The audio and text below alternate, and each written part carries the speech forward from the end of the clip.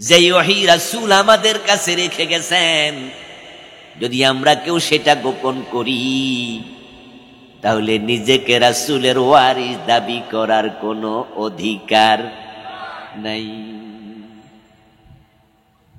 নবী রাসূল কোনদিন আর আসবে না, আসার সম্ভাবনা নাই, শেষ।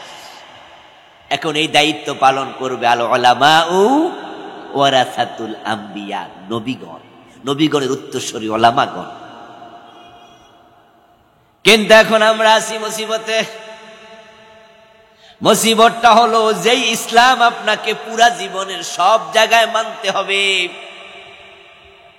ওই ইসলামের কথা যদি আমরা পূর্ণাঙ্গ বলতে যাই তখন আপনাদের কাছেও আমরা মৌলবাদী জঙ্গিবাদী হয়ে যাই। রাসূলকে বলছে গণক, কবি, জাদুকর, পাগল, আর আমাদেরকে গালি দেয় রাজাকার, মৌলবাদী, ঠিক কিনা? আল্লামা সাইদি কি আসলে রাজাকার ছিল? খুনি ছিল? যুদ্ধাপরাধী ছিল? কিন্তু শুধু গালি খায় নাই, মামলা খাইছে। শুধু মামলা খায় নাই, জেল খাটছে। শুধু জেল খাটে নাই, শেষ পর্যন্ত সুস্থ মানুষটাকে অসুস্থতার ওজর দেখাইয়া অসুস্থতার কথা বলে হাসপাতালে এনে বিষ প্রয়োগ হত্যা করেছে। উনিও যদি শুধু নামাজ, রোজা, জিকির, আজকারের ওয়াজ করত, পূর্ণাঙ্গ ইসলামের কথা না বলতো, ওনাকে যুদ্ধাপরাধের মামলার আসামি বানানো হতো না। পূর্ণাঙ্গ ইসলামের কথা বলে রাসূল যেমন মাইর খাইছে, জেলে ঢুকছে, দাঁত দিয়েছে, রক্ত দিয়েছে, ঠিক পূর্ণাঙ্গ ইসলামের কথা আজকের দিনও যারা বলে একই পরিণতি তাদেরও ভোগ করতে হবে। তবে ভয় পাওয়া যাবে না, ভয় পাইলে রাসূলের ওয়ারিস দাবি করার অধিকার থাকে না। ভয় না পেয়ে এগিয়ে যেতে হবে। প্রবলেম হয়েছে অধিকাংশ আলেম, অধিকাংশ পীর, অধিকাংশ খতিব, অধিকাংশ বক্তা তারা ইসলামকে আংশিকভাবে উপস্থাপন করছে, আর কিছু আলেম পূর্ণাঙ্গ উপস্থাপন করছে। তো অধিকাংশ যেটা বলে মানুষের কাছে মেসেজটা সেটাই বেশি পৌঁছে। এক রিকশাওয়ালা বাবা ঢাকা শহরে পরিবার নিয়ে থাকে। বাচ্চারা যখনই ইলিশ মাছ খাইতে বলে তখনই বাবা কারওয়ান বাজারে, ঢাকা শহরে রিক্সা চালায়, কারওয়ান বাজারে যাইয়া সে ইলিশ মাছ কিনে টুকরা টুকরা। ঢাকার কারওয়ান বাজারে কিন্তু ইলিশ মাছ টুকরাও বিক্রি হয়, কারণ রিক্সাওয়ালা ইলিশ মাছ পুরাটা কিনবে সামর্থ্য তার নাই। তাই সে কোনোদিন 2 টুকরা, কোনোদিন 3 টুকরা, কোনোদিন 5 টুকরা। কারওয়ান বাজারে মাছের মাথা শুধু আলাদা বিক্রি হয়। আপনারা যারা গ্রামে থাকেন হয়তো জানেন না, শুধু মাথা আলাদা বিক্রি হয়, শুধু লেজ আলাদা বিক্রি হয়, শুধু ডিম বিক্রি হয়, মাছের ডিমও আলাদা বিক্রি হয়। তো উনি ইলিশ মাছের টুকরা কিনে। একদিন একটু পয়সা ভালো পকেটে, ভাবলো যাহারে পোলাপানরে সবসময় তো ইলিশ মাছ টুকরা টুকরা কিনে খাওয়াইলাম, আজকে একটু পুরা একটা ইলিশ লইয়া যায়। তো বাজার থেকে একটা পুরা ইলিশ কিনে বাড়িতে নিছে। নেয়ার পরে পোলাপান জিজ্ঞাসা করতেছে, বাবা এটা আবার কি মাছ? তো বাপে বলতেছে, কেন প্রতিদিন যে খাও ইলিশ মাছ কিনে আনি না? হ্যাঁ। এটা ইলিশ মাছ। তাইলে আগের টিকিটা কথা বোঝেন নাই? এটা যদি ইলিশ মাছ হতো আগে আজীবন খাওয়াইছো কিটা। এখন বাবা বুঝাইতেছে ওইগুলো তো পয়সা করি কম ছিল, বিদা টুকরা আনছি। পোলাপান মানতেই রাজি না। পোলাপান যে ইলিশ ছিনছে ওই টুকরা ইলিশকে তারা বুঝে নিছে এটাই ইলিশ, আসল ইলিশ ভুলে গেছে। তা বাবা বুঝাইয়া কুলাইতে পারতেছে না এটাই যে আসল। আংশিক ইসলাম শুনতে শুনতে পুরা ইসলাম শুনে অনেক নামাজিও মানতে রাজি হয় না।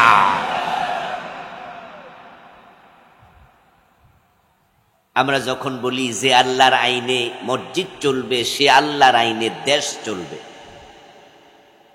তখন কই হুজুর মসজিদ চলুক, কিন্তু দেশের কথা কইলে তো রাজনীতি রাজনীতি মনে হয়, ঠিক না? আপনারা হুজুর মানুষ, আপনারা রাজনীতির কথা কওয়া কি দরকার? অথচ বন্ধু, এটাই তো ইসলাম। ইসলাম মানে তো হলো মুসলিম থাকবে যেখানে, ইসলাম থাকবে সেখানে। একজন মুসলিম যখন টয়লেটে প্রবেশ করে কেমনে প্রবেশ করবে সেটা ইসলামে আছে না নাই? যখন ঘুমাবে ঘুমের নিয়ম আছে না নাই? যখন থুতু ফেলবে কিভাবে থুতু ফেলা লাগে ইসলামে সেটাও আছে না নাই? তো কেমনে দেশ চালাতে হবে? আমার রাসূল কি নিজে দেশ চালাইয়া দেখান নাই? কিন্তু যখনই বলবো নবীজির মতো নামাজ পড়েন, সবাই কই জি ঠিক কইছেন। যখনই বলবো রাসূলের মতো রাষ্ট্র চালাবেন, তখনই একদল লোক কয় হুজুর রাজনীতি না করলে চলে না বুঝি। আংশিক ইসলাম আপনারা শুনতে শুনতে মনে করতেছেন নামাজ রোজা হজ যাকাত এটাই বুঝি ইসলাম। আপনি ভুল করেছেন। আংশিক ইসলাম আল্লাহর কাছে মূল্যহীন। ইসলাম মানার নিয়মই হলো পুরা মানতে হবে, জীবনের বটম থেকে টপ। আপনি আছেন যেখানে, ইসলাম থাকবে সেখানে। এখন কোন মানুষ যদি আংশিক মানে, তাহলে আল্লাহর বক্তব্য হলো ফামা জাযাউ, যে আংশিক যে অংশ তুমি মেনেছ, আল্লাহ বলে আমি অর্ধেক আংশিক কোন ইবাদত, আংশিক দ্বীনের কোন প্রতিদান দেব না।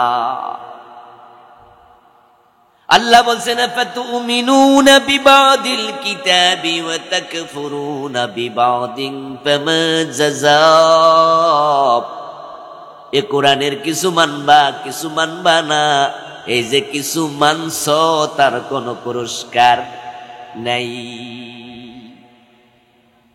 এটাই সত্য কথা। অর্ধেক জিনিস গ্রহণযোগ্য না। ফজরের নামাজ কয় রাকাত ফরজ? কথা বলেন না প্রিয় ভাইয়েরা, কয় রাকাত? এক রাকাত যদি পড়েন সূরা ইয়াসিন দিয়া 15 মিনিট লাগাইয়া, আর এক রাকাত না পড়ে বাড়ি চলে গেলেন, সওয়াব হবে অর্ধেক। ঠিক না? হবে অর্ধেক গ্রহণযোগ্য না, বাদ। রোজা রাখছেন দুপুর 12টা পর্যন্ত, তারপরে এবার খাইয়ে লাইছেন, তাহলে সওয়াব অর্ধেক হয়েছে। ঠিক না? বাদ। অর্ধেক চলে না। চা লাগবে না প্লিজ, নিয়ে যান, পড়ে যান। অর্ধেক চলে না। আপনাদের বাড়ির পাশে বাজারে মাগরিবের পরে যাচ্ছেন, আপনার ওয়াইফ বলল যে বিদ্যুৎ চলে গেছে, এটা মোমবাতি নিয়ে আসেন। আপনি বুড়া মানুষ, বাজারে রওনা দিয়েছেন, মোমবাতি আনবেন, ড্রয়ার টান দিয়ে দেখেন যে ড্রয়ারে কোনো ভাঙতি টাকা নাই, 1000 টাকার একটা নোট আছে। মনে মনে ভাবলেন 1000 টাকার নোট নিয়ে মাগরিবের পরে অন্ধকারে বাজারে যাব, যদি কোনো পকেট মায়ের হাত দিয়ে নিয়ে যায় তাহলে তো একবারে লস। মোমবাতি কিনতে লাগবে 10 টাকা, কি যে করি, টাকা ছাড়া গেলে তো বাকি নাও দিতে পারে। এখন আবার মোমবাতি ছাড়া অন্ধকারে ভাত খামু কেমনে, কারেন্ট যদি না আসে। টেনশনে পড়ে গেলেন, মাথায় বুদ্ধি আসলো, হঠাৎ করে মাঝখানে টান দিয়া ছিঁড়া লাইলেন। ছিঁড়ে তারপরে এবার ডয়ারের মাঝে 500 টাকা 1000 টাকার নোটের অর্ধেক রাখছেন, আর মনে মনে ভাবেন অর্ধেক হারাইলো, 500 নিরাপদ। তারপরে এবার বাজারে যাইয়া দোকানদাররে দিলেন অর্ধেক নোট, দিয়া বললেন যে 10 টাকার মোমবাতি দাও, 490 টাকা ফিরাই দাও। দিবে তো? দেবে না। অর্ধেক চলে না।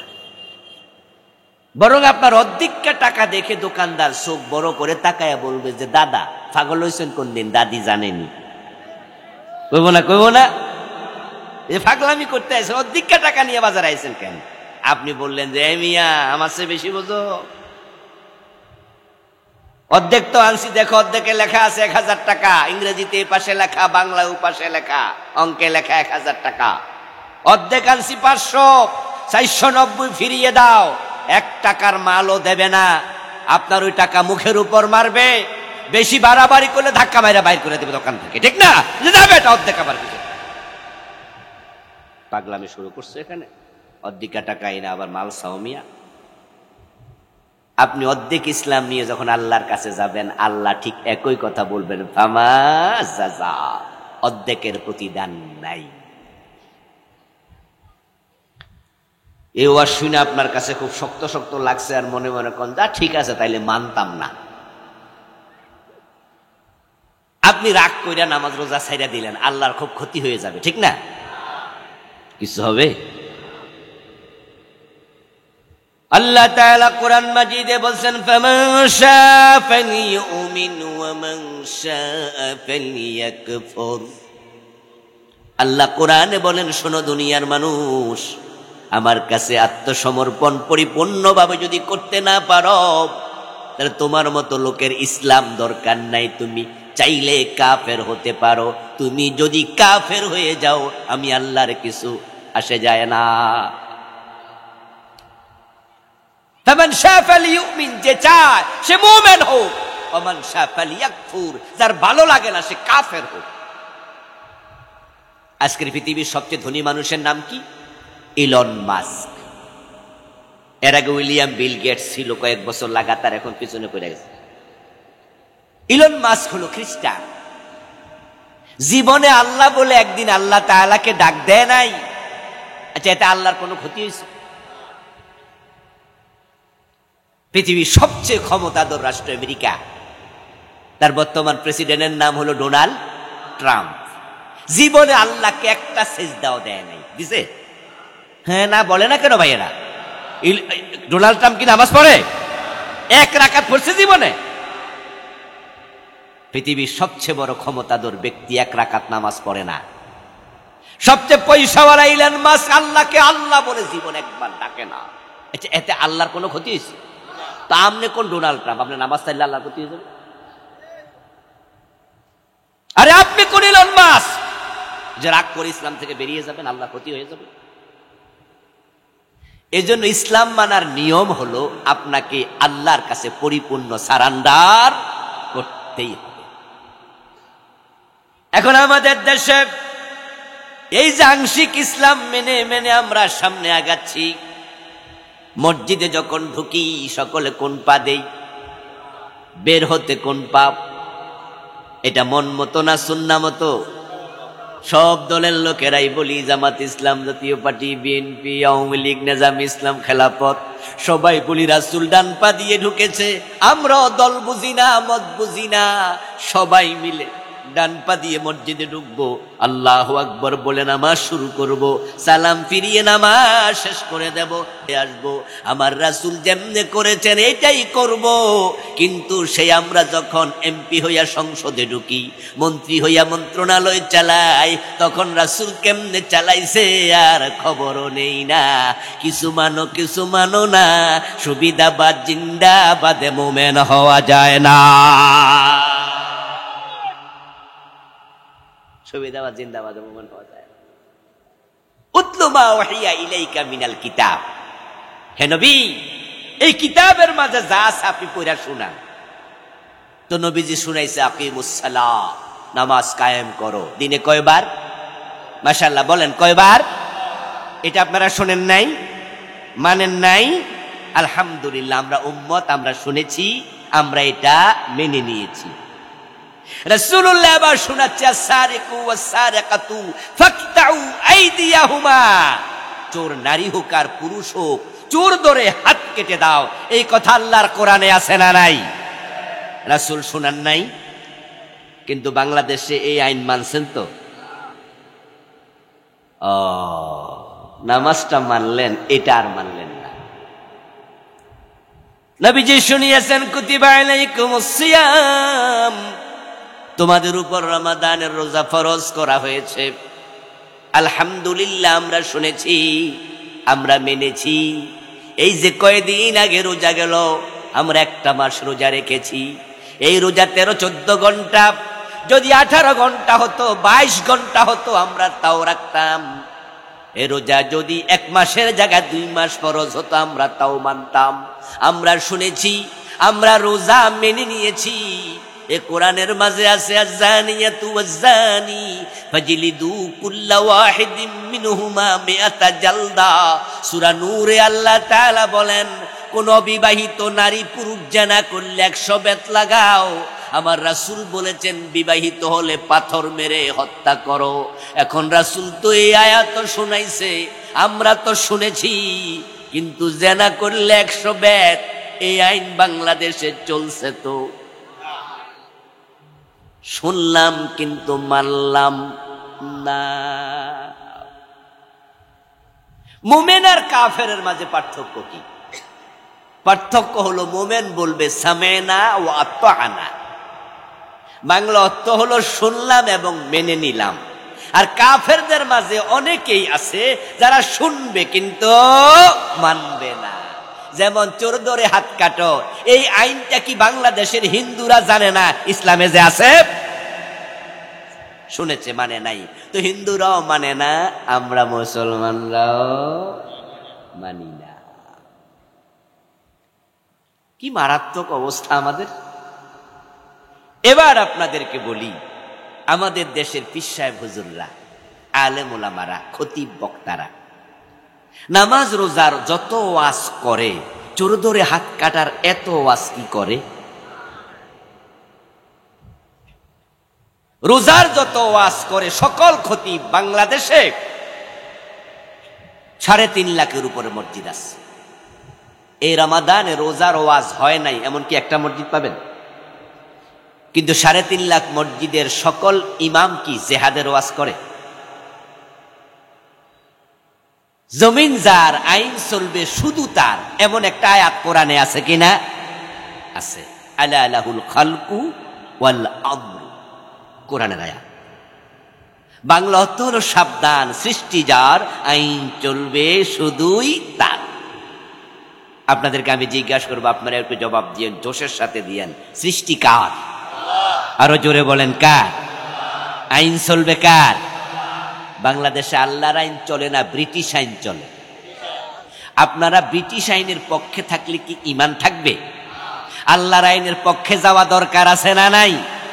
54 বছর যারা দেশ চালাইছে, প্রেসিডেন্ট হইয়া, প্রধানমন্ত্রী, আইনমন্ত্রী হইয়া, তারা চাইলে কিন্তু আল্লাহর আইনে দেশে ঢুকাইতে পারত। 18 বার সংবিধান সংশোধন করেছে। আল্লাহর আইন ঢুকানোর সুযোগও আছে, ছিল, কিন্তু করে না। এতে প্রমাণ হয় তারা আল্লাহর আইন মানতে রাজি হয় নাই। এগুলো পরে দিয়ে মাঝখানে ডিস্টার্ব করেন না। এখন আল্লাহর আইন মানতে যদি রাজি না হয়, ঈমান থাকে তো? মুসিবত। হুজুর ঈমান আবার যায় কেমনে? এসব কি কথা? হ্যাঁ দোস্ত, ঈমান এমন এক জিনিস যেটা আনতে সময় লাগে 30 সেকেন্ড কম বেশি, যাইতে লাগে 1 থেকে 2 সেকেন্ড। আজকের এই মাহফিলে যদি কোনো হিন্দু আসে, এসে আমাকে বলে বা আমাদেরকে বলে যে আমি আজকে একটু মুসলমান হতে আসছি, আমরা তাকে ওয়েলকাম জানাবো না? আমার কাছে উপস্থিত করা হবে, আল্লাহর বান্দাকে আমি কালেমা তাওহীদটা শিখিয়ে দেব, পড়াইয়া দেব, তার সাথে আমি মুখ উচ্চারণ করাবো, আশহাদু আল্লা ইলাহা ইল্লাল্লাহু ওয়া আশহাদু আন্না মুহাম্মাদান আবদুহু ওয়া রাসূলুহু। আমি কি তারা সূরা ফাতিহা শিখাবো? কথা বলে না, শিখাবো? তাকে ওযু 4 ফরজ শিখাবো না? আমি তাকে মুসলমান বানাবো একটা কালেমা পড়াইয়া। এই কালেমা পড়তে 30 সেকেন্ডের কম বেশি সময় লাগবে। তার সাথে বুকে আবার কোলাকুলি জড়াইয়া করব, আপনাদের সামনে বলে দেব আমার এই ভাই এখন থেকে মুসলিম। আপনাদের পক্ষ থেকে আমি তাকে বুকে টেনে নিলাম, তাকে বলে দেব ভাই, আল্লাহ তোমার সব গুনাহ মাফ করেছে যে তুমি প্রকৃত অর্থে কালেমা পড়ে থাকো। মুসলমান হতে সময় লাগে না, ঈমান আনতে 30 সেকেন্ড লাগছে। এই ছেলেটার সাথে বছর 2-1 পরে আমার দেখা ঢাকার বকশীবাজার, যাকে আমি কালেমা দিলাম মাত্র। ঢাকার বকশীবাজারে দেখা হওয়ার পর আমি হঠাৎ করে দেখি সে কাদিয়ানীদের মসজিদ থেকে বের হচ্ছে। কি ঢাকার বকশীবাজারে কাদিয়ানীদের মসজিদ আছে না? আমি দেখি জোহরের টাইমে সে টুপি মাথা দিয়ে ওই দিক থেকে বের হইতেছে। আমার মনে পড়ছে, কি রে, ফেনী দাগন মুইয়া মাহফিলে গেলাম, এটা কি ফেনী? তো দাগন মুইয়া মাহফিলে গেলাম, যে ফোলার কালেমা পড়াইছি এটাই তো হিডা। এই ছেলে দিকে আসো, তোর বাড়ি কই? সে বলো হুজুর আপনি আমার চিনেন নাই, আপনি তো আমার কালেমা পড়েছি। আরে মেয়ে, তোমার চিনি চিনি মনে হয়েছে, ডাক দিছি, এখন তুমি ওই মসজিদে বাইরেছো কেন? বলো হুজুর আমি তো কাদিয়ানি। তুই কাদিয়ানি হইলি কবে? হুজুর কালেমা পড়া 6 মাস পর। আমার লোকে দেখা হয়েছিল ঢাকায় এক লোক, সে লোক আমারে বুঝাইছে যে নবী মোহাম্মদ শেষ নবী না। উনি নবী ঠিক আছে, উনার আমি মানি, তবে উনার পরে আরো নবী আছে, গোলাম আহমদ কাদিয়ানো নবী। আমি তাকে নিশ্চিত হওয়ার জন্য জিজ্ঞাসা করলাম, তুমি কি রাসূলকে শেষ নবী মানো না? সে বলল না। না বলতে কতক্ষণ লাগছে? এই কথা বলার সাথে সাথেই সে যে কাফের আমি 100% নিশ্চিত। قال رسول الله صلى الله عليه وسلم يأتي على الناس زمان يجتمعون في المساجد ليس فيهم مؤمن। নবীজি সাল্লাল্লাহু আলাইহি ওয়াসাল্লাম বলছেন, এমন এক জামানা আসবে যেই জামানার মানুষগুলো মসজিদে জামাতের সাথে নামাজ পড়বে, কিন্তু তাদের মাঝে একটারও ঈমান থাকবে না। এগুলো বেঈমান হবে। অধিকাংশ ইসলাম কিছু মানবে, কিছু মানবে না। আর যারা কিছু মানে কিছু মানে না, তারা আসলে ঈমানদার থাকে না। কিছু আছে অন্তর্গত ভাবে কাফের হয়ে যাবে। যেমন ধরেন, আল্লাহর আইনে দেশ চালাতে হবে, যদি আপনি মনে মনে করেন যে এইসব দরকার কি, সাথে সাথে কাফের। এটা হলো আকীদাগত কাফের। সুদ খাচ্ছেন, আপনাকে জিজ্ঞাসা করলাম যে ভাই সুদ খান কেন? সুদ হারাম না? আপনি বলতেছেন যে হুজুর হারাম তো ঠিক আছে, কিন্তু বুড়োই গেছি তো, টাকা পয়সা লইয়া যা আছে, এখন তো আর ব্যবসা বাণিজ্য করতে পারি না, চাকরি বাকরিও করি না, এখন কি করতাম হুজুর, এটা ঘরে ফইরে আছে এজন্য লাগাইছি, তবে এটা হারাম। আপনি ফাসেক, কাফের না। কিন্তু আরেকজন আপনার পাশে দাঁড়ায় হুজুর রাখেন যে এসব কথা, ব্যবসা করা যে কথা, সুদ খাওয়া সে কথা, ব্যবসা করতেও কষ্ট হয়, সুদে টাকা লাগাইয়া আনতে কষ্ট হয়, মানে বাড়িতে না দেয় না। দুজনই সুদখোর, একজন ফাসেক আর একজন কাফের। কারণ যে আস্তে আস্তে কইছিল হুজুর এটা হারাম, এটা বুঝি, তবে আসলে এই কারণে খাই, সে হলো ফাসেক। আর যে ব্যক্তি সুদ খাওয়াকে পছন্দ করে, সাপোর্ট করে, পক্ষে কথা বলে, হারামকে পক্ষে কথা বলার কারণে সাথে সাথে ঈমান।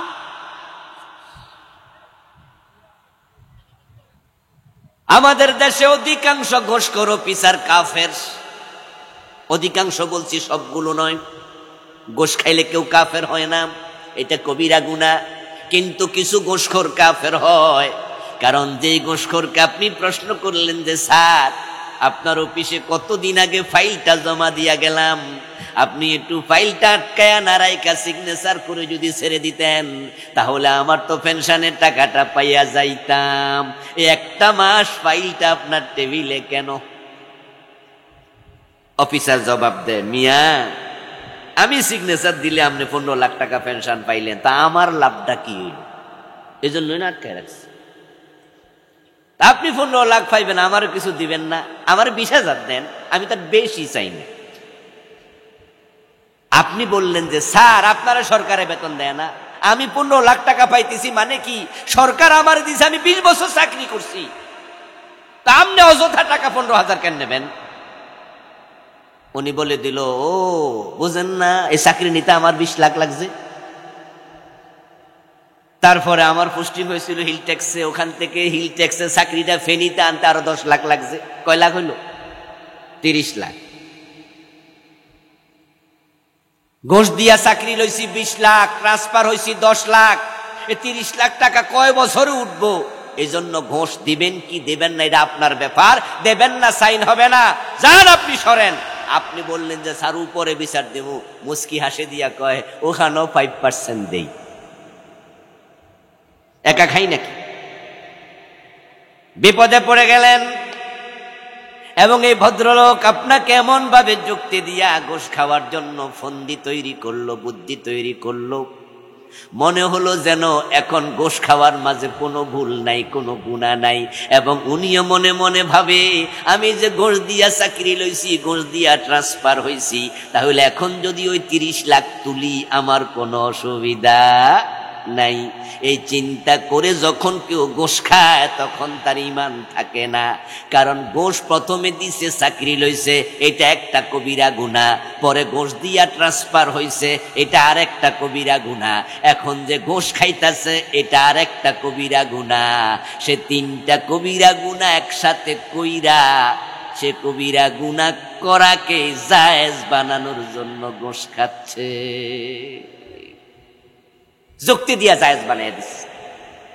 আর একটা হারামকে যখন কেউ সাপোর্ট করে, তার পক্ষে কথা বলে, তখন ঈমান চলে যায়। যুবক ছেলে মদ পান করে, এলাকার ইমাম সাহেব তাকে মসজিদে দেখে নামাজ খানে। হঠাৎ দেখা, কিরে বাবা তুই তো আগে মসজিদে আসতি, ইদানিং আসস না, আর তোর গাল সাবা ভাঙিয়া গেছে কেন? কিরে গাল সাবা ভিতরে ঢুকছে কেন? জোয়ান মানুষ, এই তুই কি কিছু খাস নাকি? তো চোখ যে লাল লাল। যুবকটা মাথা নোয়াইয়া বলতেছে, হুজুর ঠিক ধরছেন, সঙ্গ দোষে নষ্ট হইয়া গেছি হুজুর। আমি তো আসলে মাঝে মাঝে এখন ইয়াবা খাই, গাঁজাও খাই, আমার বন্ধু বান্ধবরা আমারে খাওয়াইছে, আমি এখন এগুলা খাই। হুজুর তারে বুঝাচ্ছে, বাজা বাবা এগুলো করিস না। সে বলতেছে, হুজুর আপনি আমার জন্য দোয়া করেন, আল্লাহ যেন আমার এখান থেকে মুক্ত করে। এর মাঝে পাশে দাঁড়াইয়া আর এক ভদ্রলোক, বুড়া, দাড়ি ফাঁকা লোক, উনি শুনতেছে ইমাম সাহেব যুবকের সাথে গল্প করছে। তখন ওই বুড়া ভদ্রলোক বলছে, হুজুর রাখেন তো, এই বয়সে পোলাপান একটু একটু। কি আমাদের সমাজে এমন কথা বলার লোক আছে না? ছেলে মেয়ে প্রেম করে, এই জাতীয় খবর যদি আপনি দেন, আপনার মাইয়া তো প্রেম করে, মুস্কি হাসি দিয়া কই বয়সে একটু একটু। আমার বন্ধু বাসালা বুঝুন, যেই ছেলেটা ইয়াবা পান করে, ইয়াবা সেবন করে এবং গাঁজাটা নেই, ওই ছেলেটা কাফের নয়, ফাসেক। যেই মাত্র মুরব্বি বলল এই বয়সে একটু একটু খায়, সারেন তো হুজুর। ইমাম সাহেব ওই মুরব্বির দিকে তাকায় বলে, মুরব্বি বুঝেছি যৌবন কালে আপনিও বুঝি খাইছেন। মুরব্বি কয়, তওবা তওবা তওবা, ইন্না লিল্লাহ হুজুর, জীবনে কোনদিন গাজার কলকি দেখিও নাই ধরে। আর আমাদের যৌবন কালে তো ইয়াবা ছিলই না, ইয়াবা তো 10-12 বছর আগে আবিষ্কৃত হয়েছে, ইয়াবা তো দেখি নাই, গাজা কোনোদিন ধরি নাই। আপনি আমারে বলতেছেন আমি যৌবনে খাইছি, হুজুর আমি কোনোদিন এগুলো ধরি নাই। আসলেও বাস্তব, ওই মুরব্বী জীবনও কোনোদিন গাজা টানে নাই, ইয়াবা খায় নাই, কিন্তু শরীয়তের বিষয়টা তো ভিন্ন। ওই যুবক হলো ফাসেক, কারণ সে মদ পান করাকে গুনাহ মনে করে। তাই যৌবন কালে মদ খায়, তার মন ছোট, মাথা নিচু, হুজুরের কাছে দোয়া চায়, দোয়া করেন যেন আমি মদ থেকে মুক্ত হতে পারি। আর যে বেটা জীবনে কোনোদিন মদ খায় নাই, সে যৌবন কালে মদ খাওয়াকে সাপোর্ট করেছে। আর যে ব্যক্তি মাদকের পক্ষ নেয়, তার ঈমান থাকে না। একজন খাইয়া ফাসেক আর একজন না খাইয়া কাফের। ইসলাম কি? ইসলাম হচ্ছে কোরআনের বিসমিল্লাহর বা থেকে মিনাল জিন্নাতি ওয়ান নাসের সিন পর্যন্ত যা আছে বিনা প্রশ্নে মেনে নিতে হবে, বিনা প্রশ্ন। এখন আল্লাহ রাসূল সাল্লাল্লাহু আলাইহি ওয়াসাল্লাম দ্বীনের বিষয়গুলো শোনালেন, প্রকাশ করলেন, জানালেন। এখন আমাদের দেশে কেন মানুষ নামাজ, রোজা, হজ, যাকাত নিয়ে ভালো অনুভূতি, কিন্তু শরীয়তের অন্য অন্য বিষয় নিয়ে তারা কেন উল্টা? এর কারণ আলেম ওলামা, পীর সাহেব, হুজুররা আমরা সবাই মিলে পূর্ণাঙ্গ ইসলাম প্রচার করি না, আংশিক আংশিক করি। এর পিছনে কারণ হলো পুরা ইসলাম প্রচার করার মাঝে ঝুঁকি আছে। আমার রাসূল মাইর খাইছে, দাঁত দিছে, রক্ত দিছে, আল্লামা সাইদি জেল খাটছে। পূর্ণাঙ্গ ইসলামের কথা বলার কারণে কত আলেমের চাকরি গেছে গত 15 বছরে, ইমামতি গেছে। এই গত পরশুদিন সাতক্ষীরা থেকে মাহফিল করে এসেছি, ওখানে গিয়ে শুনলাম 150 জনের বেশি মানুষের বাড়িঘর বুলডোজার দিয়ে গত 15 বছরে ভেঙে দিয়েছে। দোতলা বাড়ি বুলডোজার দিয়ে ভেঙে গেছে। আমি জিজ্ঞাসা করলাম মোট কত জনের? একজন দায়িত্বশীল আমাকে বলল 150-এর বেশি, 157টার মতো বলল, বাড়িঘর ভেঙে গেছে। এখন আপনি ইসলাম মানতে গিয়ে, বুঝতে গিয়ে, বলতে গিয়ে আপনি অর্ধেক বলবেন না পুরা বলবেন, এটা আপনার ব্যাপার। যারা অর্ধেক বলে তারা মোমেন থাকে না। এখন আমরা কি অর্ধেকে থাকবো না পুরা বলবো? তাহলে এখন থেকে সুদ খাওয়া যাবে, গোশ খাওয়া যাবে, হারামের সাথে সম্পর্ক রাখা যাবে? যদি আপনারা হারাম খান তাহলে আপনার ইবাদত কবুল হচ্ছে না, আপনি নিশ্চিত হয়ে যান।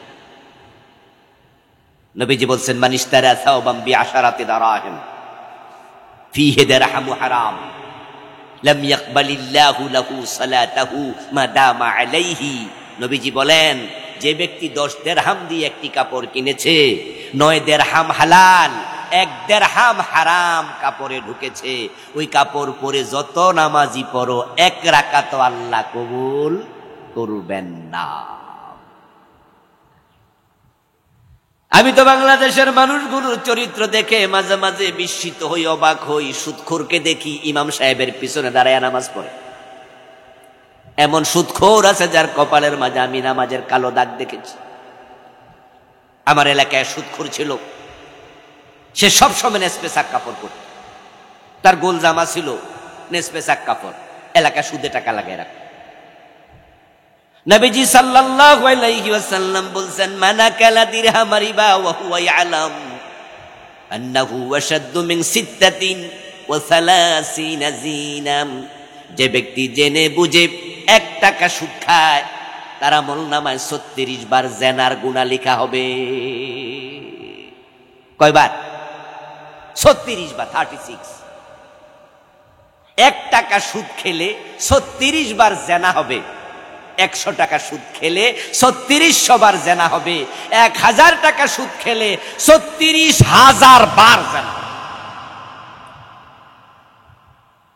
প্রিয় ভাই, যে ব্যক্তি দিনে 100 টাকা সুদ খায়, সে 3600 বার জিনা করে একদিনে। যারা 1 মাসে 10,000 টাকা সুদ খায়, তাদের একদিনে সুদ কত পড়ে? দিনে 100 হইলে তো মাসে 3000 হইতো। তাহলে 3000 টাকা যে সুদ খায়, সে দিনে গুনাহ করে 3600 বার জিনা। একদিনে মিনিট আছে কয়টা? 1440টা। 60 মিনিটে 1 ঘন্টা, 24 ঘন্টা একদিন। তো 24 পূরণ 60, 1440। তো একদিনে মিনিট আছে 1440, আর জিনা করছেন 3600 বার। এর মানে হলো 1 মিনিটে 3-4 বার, 2-3 বার। যে সুদ খায়, সে যখন নামাজে খাড়াই থাকে, তখনও তার আমল নামায় জিনার গুনাহ লেখা হয়। এ নামাজটাই। সুদে টাকা লাগায় এমন লোক কি এলাকায় আছে? এই গ্রামে আছে? আজকের মাহফিলে 2-1 জন আছে? আমি আপনাকে বলছি, থেমে যান, থেমে যান। লিররিবা 73 বাবা আইসারুহা আন ইয়ানকিহা আর-রাজুলু উম্মাহ।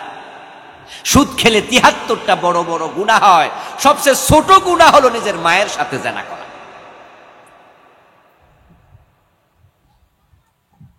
প্রশ্ন হতে পারে, সুদখোর নামাজ পড়ে, রোজা রাখে, হজ করে, যাকাত দেয়, অথচ আল্লাহ তাআলা কুরআন মাজিদে বলতেছেন, ইন্নাস সালাতা তানহা আনিল ফাহশাই ওয়াল মুনকার। নামাজ কায়েম করো, নিশ্চয় নামাজ অন্যায় থেকে ফিরাবে। কে বলেছেন? আওয়াজ দিয়ে বলেন না, কে বলেছেন?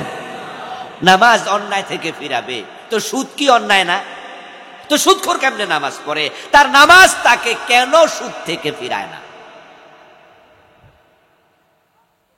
5 ওয়াক্ত নামাজ পড়ে গোশ খায়, এমন অফিসার বাংলাদেশে শত শত আছে। বরং সকালবেলা যায়, প্রতি সিগনেচারে 500 টাকা ঘোষ, 1000 টাকা। এমন অফিসও বাংলাদেশে আছে, কত টাকা সিগনেচারে ঘোষ এটা নির্ধারণ করা আছে। অফিসারের এত টাকা লাগে সিগনেচারে। বিশেষ করে যেখানে জমি দলিল হয়, সাব রেজিস্ট্রি অফিসে, ওখানে গেলে দেখবেন যারা দলিল লিখক আছে, তাদের সাথে কথা বলবেন যে ভাই আমার এই 4 কাঠা জমিন দলিল করব, কত টাকা লাগবে? বলবে যে ভাই 2.5 লাখ টাকা লাগবে। কথার কথা। তো 2.5 লাখ টাকা কেমনে লাগবে একটু হিসাব দেন, দেখবেন দেবে দলিল খরচ এত, স্টাম্প ফি এত, দলিল যে আমি লিখবো লিখকের খরচ এত, সরকারি ফি এত, তো মোট কত? 2,30,000। তো বাকি 20,000 ওইটা টেবিল খরচ।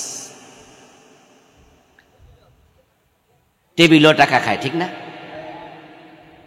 টেবিল খরচ মানে এটা আবার কি জিনিস? ওই টেবিলগুলোতে যারা বসে আছে তাদেরকে সরকারি চাকরি করে না, বেতন দেয় না? এমন অনেক অফিসার আছে যে সাইন যে করবে এর টাকা দিতেই হবে। কয়টা দলিল আজকে হলো হিসাব সে রাখে, শেষে ওর যে সহকারী তার থেকে হিসাব করে টাকা নেবে। প্রতি সিগনেচারে 500,000 টাকা পকেটে নিল। আস্তে আস্তে করে জোহরের আজান কানে আসলো, আল্লাহু আকবার, আল্লাহু আকবার, হাইয়া আলাস সালাহ, নামাজে আসো, নামাজে আসো। গোসকর অফিসার তখন বলে ক্লায়েন্টকে লক্ষ্য করে, আজান হয়ে গেছে, দিলে তাড়াতাড়ি দেন, নামাজে যাবো। বাহ, আজান হয়ে গেছে, তাড়াতাড়ি দেন। গোশ পকেটে, অজু করে মসজিদে ঢুকেছে, আল্লাহর সামনে দাঁড়িয়েছে পবিত্র হয়ে, আল্লাহর ঘর মসজিদে দাঁড়িয়ে বলছে ইয়াকা না'বুদু, বাংলা অর্থ কি? ও আল্লাহ, আমি শুধু তোমার গোলামি করি। আসমানের মালিক কয়, গোলাম পকেটে এগুলো কি? মিথ্যুক, আমার গোলামের পকেটে গোশ ঢোকে কেমনে?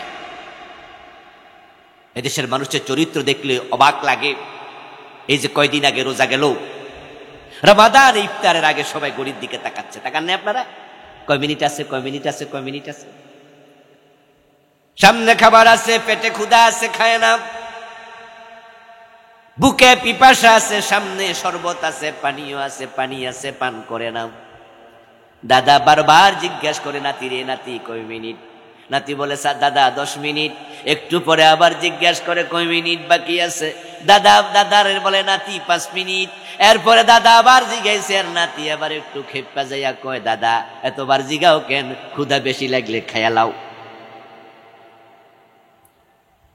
দাদা বলতেছে, তুই এসব কি বলস? সারাদিন রোজা রাখছি, এখন বুঝি আমি রোজা ভাঙালাম? দেখেন লক্ষ্য করে, দাদা রোজা ভাঙে না।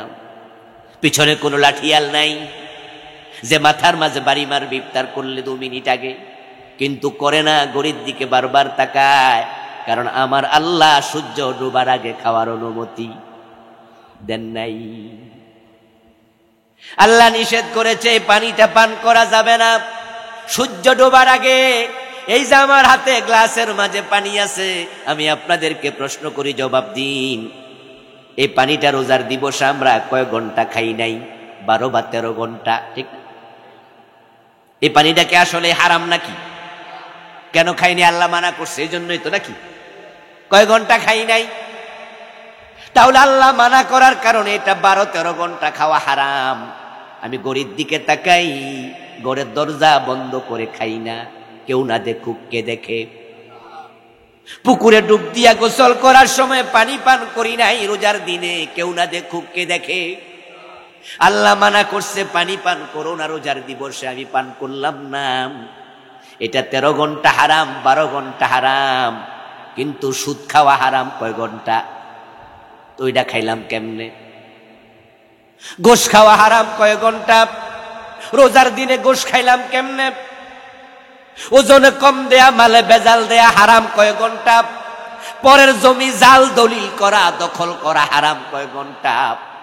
শুধু খাবার আর পানিও সারলাম, কিন্তু ঘুষ এবং সুদ হারাম সারলাম না। আসলে আমি ইসলাম কি জিনিস সেটাই বুঝলাম না। আমি ভাবছি আমি খাবার পানিও ত্যাগ করছি, আল্লাহ আমার বেহেশত দিয়ে দেব। বেহেশত কি এত সোজা? কি ওয়াজ কি বেশি শক্ত শক্ত লাগতেছে নাকি? না ভাই, এটাই ইসলাম, এটাই ইসলাম, এটাই ইসলাম। আরে ভাই, আপনার রিজিক না দিয়ে আল্লাহ আপনার পৃথিবীতে পাঠায় নাই। রিজিকের জন্য এত পাগল হওয়া দরকার নাই। হারাম খাওয়া কি দরকার? হালালে কি রিজিক নাই? পৃথিবীতে মানুষ ছাড়া কোনো প্রাণী খাবার সঞ্চয় করে না। আর সঞ্চয়ের জন্যই তো আমরা হারাম খাচ্ছি। মাসে 30-40 হাজার টাকা যারা বেতন পায়, আপনারা তো বাংলাদেশের মানুষ, আমরা এক দেশের মানুষ। আচ্ছা, 30-40 হাজার টাকা বেতন পাইলে যারা গ্রামে গঞ্জে থাইকা টিচারি করে, ব্যাংকে চাকরি করে, অফিসে চাকরি করে, 30-40 হাজার টাকা পাইলে কি ডাইল ভাত খাওয়া যায় না? তো হে গোশ খায় কেন? জমাইতে হইব, আরো জমাইতে হইব, ভবিষ্যতে লাগবে। অথচ মানুষ ছাড়া পৃথিবীর কোনো প্রাণী সঞ্চয় করে না। হাতি, এটা হাতি কি ব্যাংক আছে? আগামী দিনের জন্য খাবার জমা করার কোনো জায়গা আছে? অথচ হাতির পেট কত বড়! একটা হাতি একদিনে যা খায়, আমরা অনেকে 10 দিনও তা খাইতে পারবো না। তিমি মাছ, একটা নীল তিমি একদিনেও তো 2 টন 3 টন খাবার খায়। ওর ব্যাংক আছে? জমায় রাখে? আহা মানুষ, তোমরা এত পাগল হয়ে গেছো, হালাল হারাম বোঝো না, সামনে জাপা পকেটে ঢুকাচ্ছ। আল্লাহ বলছে নিশ্চয় নামাজ অন্যায় থেকে ফিরায়, কিন্তু বাংলাদেশের নামাজিকে নামাজ অন্যায় থেকে কেন ফিরায় না? আপনারা এখানে আমার সামনে যারা আছেন, নামাজ পড়ার পরও আপনি গুনার কাজ করতেছেন দেদারছে। আপনার নামাজ আপনাকে থামায় না। আল্লাহর কথা তো ভুল নয়। আমার আল্লাহ বলেন নিশ্চয় নামাজ অন্যায় থেকে ফিরাবে। এখন কেন মিলে না? না মিলার কারণ হলো আমাদের অনেকের নামাজ আল্লাহ পর্যন্ত পৌঁছে না। নামাজ পড়ে কিন্তু নামাজ কবুলই হয় না। কেন কবুল হয় না? নামাজে 13টা ফরজ আছে। আর কান হাকাম কত ফরজ? 13 ফরজ। এই 13 ফরজ কয়জনে জানে? আত্মসমালোচনা করুন। নামাজে 14টা ওয়াজিব আছে।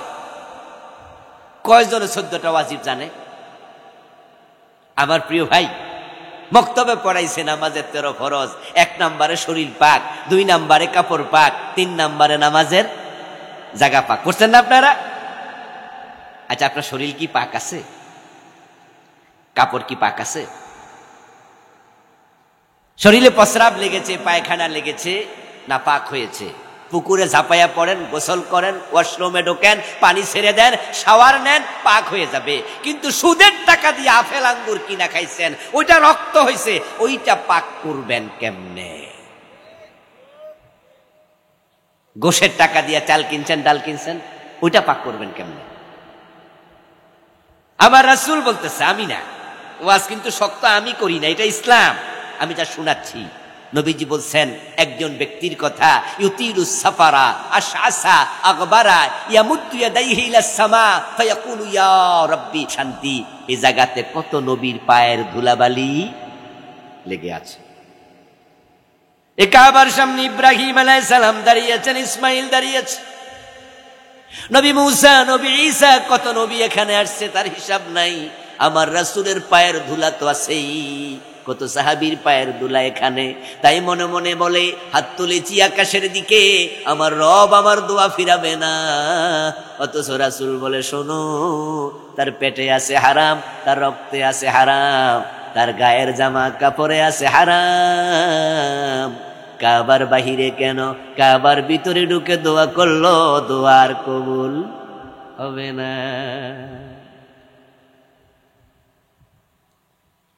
এখন কি করতাম কনসে?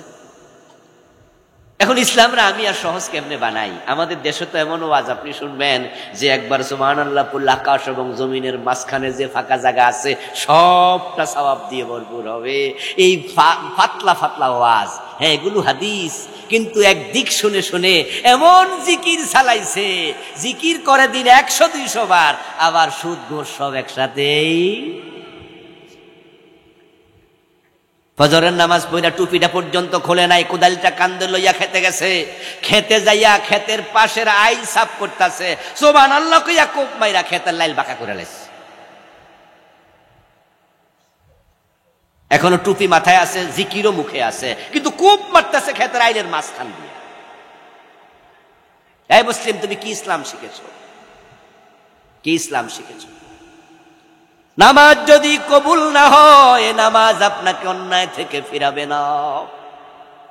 এখন নামাজ কবুল হওয়ার জন্য আমার রাসূল বলছেন, সাল্লু কামা রাআইতুমুনি উসাল্লি, তোমরা নামাজ পড়ো সেভাবে আমি নবী মুহাম্মদকে নামাজ পড়তে দেখেছ যেভাবে।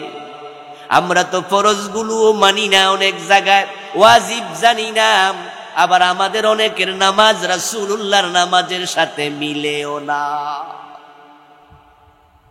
রুকু দিয়া সোজা হয়ে দাঁড়ায় না, দুই সেজদার মাঝখানে সোজা হয়ে বসে না, টুকটুক করে মাইরা দেয়, এমন নামাজি নাই। অথচ তাদিলে আরকান ওয়াজিব, যদি কোনো ব্যক্তি রুকু থেকে সোজা হয়ে না দাঁড়ায়, দুই সেজদার মাঝখানে সোজা হয়ে না বসে, তাকে সাহু সেজদা দিতে হবে ওয়াজিব তরক করার কারণে। আর সাহু সেজদা না দিলে নামাজ বাদ। নবীজির নামাজের সাথে আমাদের নামাজের মিল নাই অনেক জায়গাতেই। ইমাম যখন ভুল করে, পিছন দিয়া মুক্তাদিরা তাকে সংশোধন করে। আমরা যেটাকে বাংলাদেশে বলি লোকমা দে, বলি না? আমার রাসূল শিখিয়েছেন লোকমা যখন দেবে তখন তোমরা পুরুষেরা সুবহানাল্লাহ পড়বে, মহিলারা হাতের উপরে হাত আওয়াজ করবে যদি মহিলা মুসল্লি থাকে। আমাদের বাংলাদেশের মসজিদগুলাতে ইমাম সাহেবকে লোকমা দিতে আমরা কি সুবহানাল্লাহ পড়ি না আল্লাহু আকবার পড়ি? তো রাসূল শিখাইল কি আর আমরা চালাইলাম কি? আমি জানি না কে বা কারা আল্লাহু আকবার সরাই দিয়া সুবহানাল্লাহ সরাই দিয়া আল্লাহু আকবার ঢুকাইছে, আমি জানি না। নবীজি সাল্লাল্লাহু আলাইহি ওয়াসাল্লাম দুজন সাহাবীকে আযান শিখাইছে, একজন হযরত বেলাল আর একজন আবু মাহজুরা রাদিয়াল্লাহু তাআলা আনহুমা।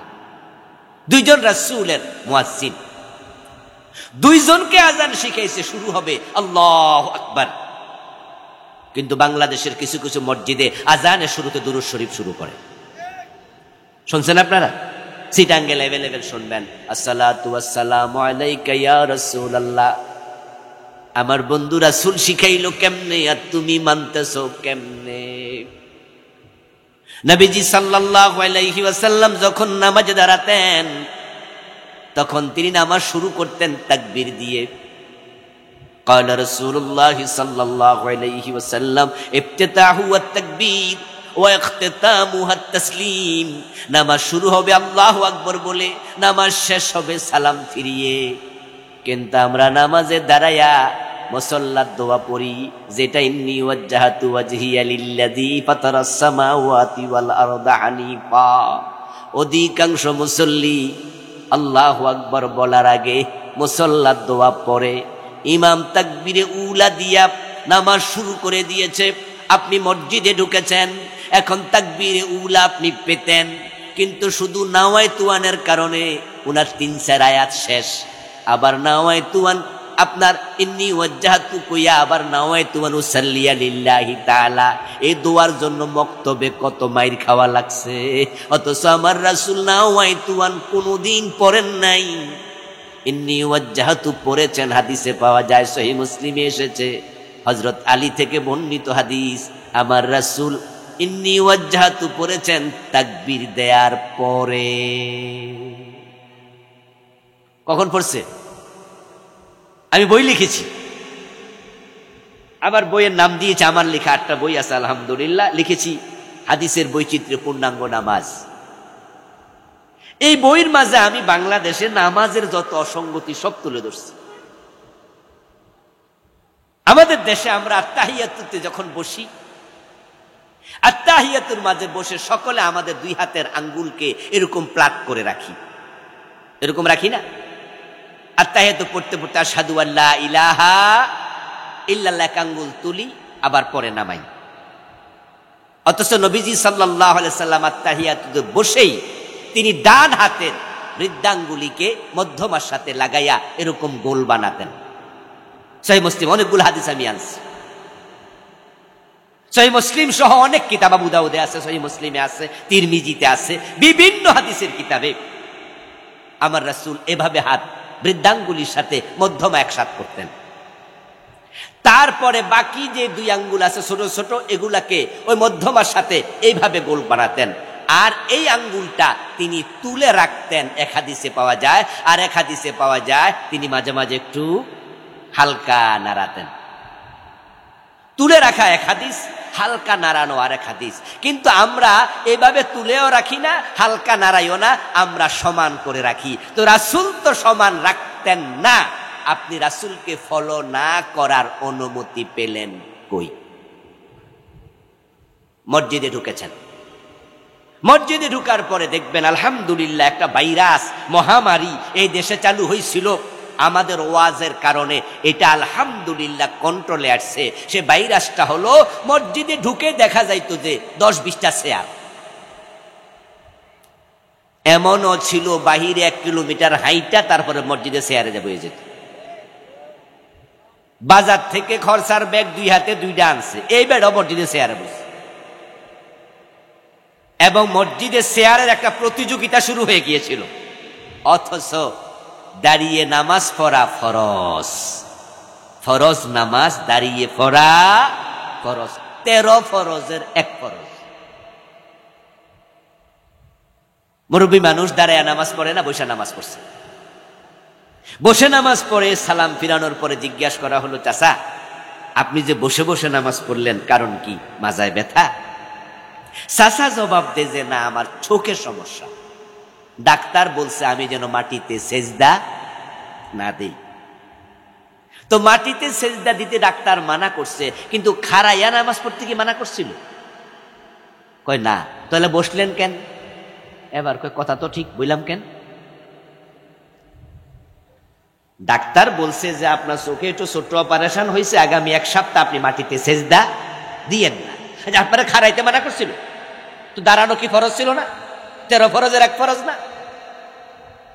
ডাক্তার তো আপনারা বসতে বলে নাই, তা আপনি বললেন কেন?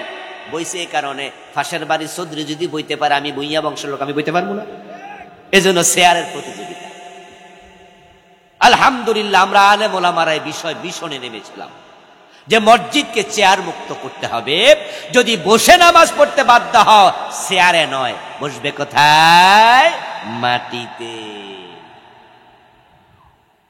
আমার রাসূল সাল্লাল্লাহু আলাইহি ওয়াসাল্লাম অসুস্থ অবস্থায় বসে নামাজ পড়েছেন, এ মর্মে হাদিস আছে। রাসূলুল্লাহর যুগে খাট ছিল, সোফা ছিল, চেয়ার ছিল, টেবিল ছিল, কিন্তু আমার রাসূল কখনো চেয়ারে বসেছেন এমন এই মর্মে একটা হাদিসও নাই। আমার রাসূল মাটিতে বসে নামাজ পড়েছেন। কারণটা কি এবার শুনুন। কারণ হলো শুধু কপাল জমিনে ঠেকানোর নাম সেজদা নয়, 7 অঙ্গে সেজদা করতে হয়। قال رسول الله صلى الله عليه وسلم أمرت أن أسجد على 7 أعضاء। রাসূলুল্লাহ বলেন আমি 7 অঙ্গে সেজদা করার জন্য আদিষ্ট হয়েছি। তার মাঝে 2 হাতের তালু, 2 পায়ের আঙ্গুল, 2 হাঁটু, কপাল এবং নাক, একটা চেহারা। তাহলে হলো 2 পা, 2 হাত, 2 হাঁটু, 6টা, চেহারা একটা, 7টা। এখন আপনি যদি চেয়ারে নামাজ পড়েন তাহলে হাঁটুর সেজদা কই? আপনার হাতের তালুর সেজদা কই? রাসূল বলছেন 7 অঙ্গে সেজদা করা ফরজ। শরীয়তের বিধান হলো ওজর আছে, যতটুক মাপ হবে ততটুক। ডাক্তার বলছে কপাল মাটিতে ঠেকাবেন না, তাই আপনি কপালটা ঠেকায়েন না, আপনি অসুস্থ, এই ওজরে আল্লাহ এটা মাফ করবে। কিন্তু হাতের তালুটা তো মাটিতে ঠেকানো যেত, আপনি চেয়ারের কারণে এটাও তো ঠেকান নাই। মন মতো পড়লে নামাজ হবে না। অসুস্থ মানুষ শুয়ে নামাজ পড়বে। হাদিস হচ্ছে সল্লি কায়েমা, দাঁড়িয়ে পড়ো, ফা ইল্লাম তাস্তাতে ফাকায়েদা, দাঁড়িয়ে পারো না বসে পড়ো, ইল্লা আলা জানবিন, বসেও নামাজ পড়তে পারো না শুয়ে নামাজ পড়ো। যদি কোনো মানুষ শুয়ে নামাজ পড়ে তাহলে বলুন তো কাইত হয়ে না শীত হয়ে? এই ফেনীর ভাইয়েরা কথা কইতে, হ্যাঁ আমাদের দেশে মানুষ এটাই করে, অথচ এটা ভুল।